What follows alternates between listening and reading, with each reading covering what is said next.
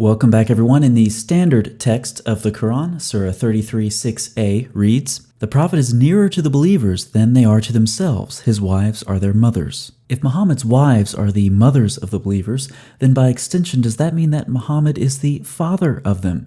Well, there's ample evidence to indicate that's just what some important early manuscripts said. For example, the codices of 4 different important companions contained such a variant. Now, Muslims, before we get into this, we need to talk briefly about cognitive dissonance. A good example of this is a recent comment on this channel. Hadiths that speak of corrupted Quran fail history and were spread by the enemies of Islam. So this is one option for you Muslims. You can simply reject the evidence that you're about to see because you've been brainwashed into thinking that the Quran has been miraculously preserved. You can say anything that talks about a corrupted Quran is not historical and spread by the enemies of Islam. But think about how many enemies of Islam there would be.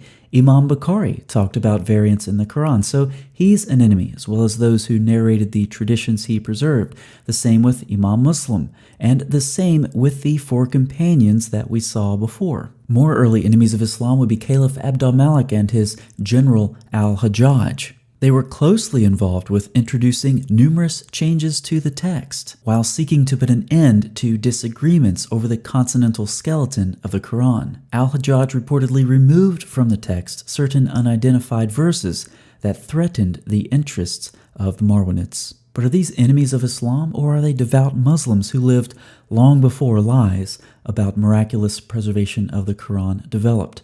So, let's be intellectually honest and take a look at the evidence.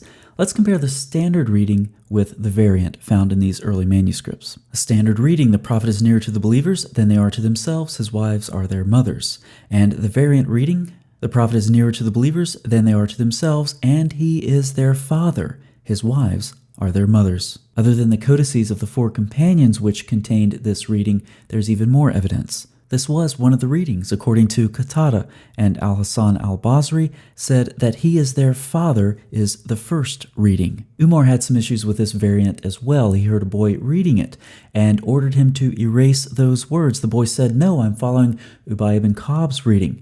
And so the matter was taken to him. Ubay ibn Ka'b responded, "Verily, I've been engaged in the study of the Quran while you have been engaged in buying and selling in the market." Umar was put in his place.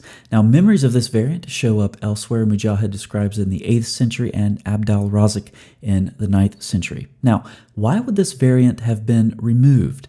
Well, David Powers gives us a couple of answers. First, the Quranic pronouncement that Muhammad's wives are the mothers of the believers created a bar to marriage between the Prophet's widows and the rest of the Muslim community. So too, any Quranic pronouncement stating that Muhammad is the father of the believers would have created a bar to marriage between the Prophet and all female Muslims. And as we know, given the number of Muhammad's wives, this simply wasn't an option. But there's a second reason, and that is to erase the glaring contradiction in Surah 33. From verse 6a, the Prophet is their father, and from verse 40a, Muhammad is not the father of any of your men. Now, it's very important that Muhammad isn't the father of anyone.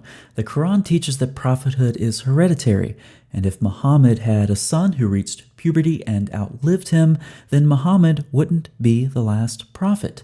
Now, in Muhammad's day, there were plenty of self-proclaimed prophets before, during, and after Muhammad's time, and so it was very important for the early Muslims to show that Muhammad was not the father of any of their men. Let's go back to Surah 33:40. Muhammad is not the father of any one of your men, but the messenger of God and the seal of the prophets. Now, the association of the seal and the prophet, that goes back a long way before Islam, and it never indicates the end of a prophetic line. It simply refers to confirming what came before it, which is, of course, a very common theme throughout the Quran. Jesus confirmed that which came before him, and Muhammad confirmed that which came before him. The early Muslims needed to revise their texts and fabricate history where necessary to show that Muhammad was the final prophet and that he had no viable male descendants. And that's why it was so important to revise the Quran in Surah 33. It's why it was so important to interpret uniquely seal of the prophets as the last in the prophetic line. Speaking of revising texts, David Powers offers a thoughtful hypothesis. Surah 33 is said to have undergone massive editorial changes. 127 of these verses were removed. If they were removed, then 5 verses surely could have been added. The addition of these 5 verses to the text of the Quran would account for the contradictions between Surah 33:37 and 4:23 on the one hand, and between 33:40 and 33:6 on the other. The contradictions he's referring to in Surah 4:23 have to do with this Zayd and Muhammad issue. Again, what we've talked about in this video was just the first of a couple of steps that needed to be taken to solve this problem of hereditary prophethood. After Muhammad repudiated Zayd, Zayd also had to die, and he had to die before Muhammad did. It was up to the early Muslim historians to figure out how to try to coherently fit his death into the Islamic timeline. But the problem of hereditary prophethood didn't stop there, because Zayd, son of Muhammad, had a son himself. We'll probably talk more about this in an upcoming video. But remember to ignore this video because the Quran has been miraculously preserved, and any variants, if there were any, wouldn't be significant.